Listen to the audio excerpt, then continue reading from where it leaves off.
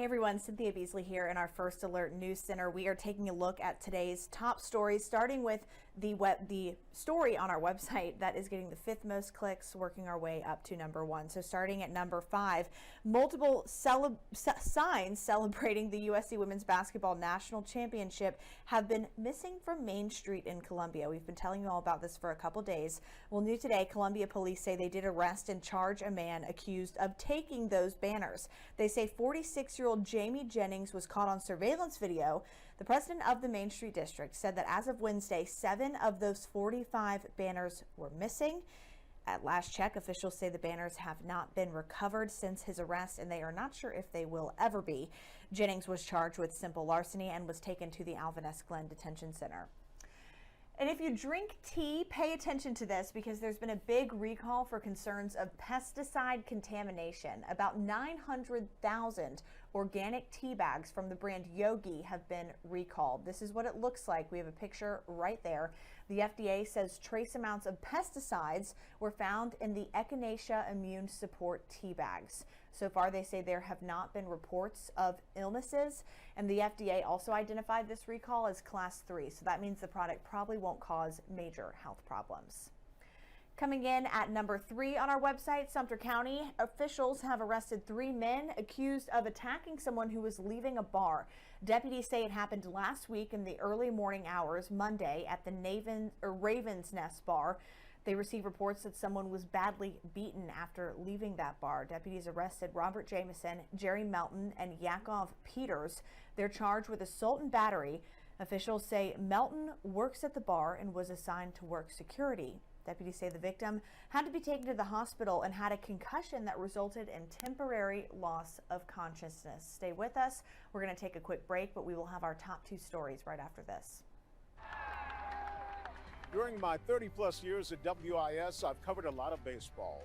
One memory that really stands out, the 2010 National Championship by the Gamecocks. They had a victory parade down Main Street to the State House. An estimated crowd of 40,000 people were on hand. Young, old, black, white, so many folks coming together to celebrate a great sports accomplishment. WIS 10, connection happens here. All right, the second top story on our website is actually an update on a story that we have been covering. A judge granted bond for a now former bus driver accused of punishing children with disabilities by turning the AC off on the bus. Patricia Douglas is charged with 10 misdemeanor counts of cruelty to children. She was issued a bond of about $4,600. Douglas worked for Lexington School District 2. An incident report from South Congaree Police says that back on May 7th, Douglas shut the AC off on the bus to punish the children. The report says it was 91 degrees and sunny that day. Lexington School District 2 says Douglas is no longer employed with the district. She's expected to appear in court again June 12th. You can read a full statement from the school district on our website. Just look for this story. And our top story online, also a big national story today. Professional golfer Scottie Scheffler was arrested this morning on his way to the PGA Championship.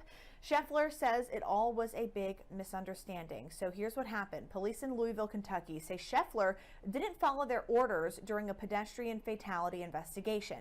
In the span of 4 hours today, Scheffler was arrested, then went back to the golf course and made his tee time. Scheffler said he was following police officers' directions, but he misunderstood those directions, saying, quote, "I never intended to disregard any of the instructions," end quote. An ESPN reporter who saw all this happen says traffic was backed up and he saw Scheffler drive past an officer.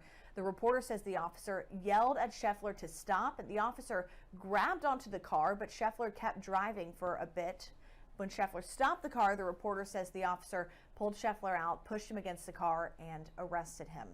As for the pedestrian killed, the mayor of Louisville says the man was a tournament vendor who was hit by a bus while crossing the road in a lane that was dedicated to tournament traffic. Now, there will be more updates on this story. Scottie Scheffler's attorneys say that they will handle whatever happens next in this situation. You can read more about it and keep up with any updates on our website, WISTV.com. Thanks for joining us. Have a good night.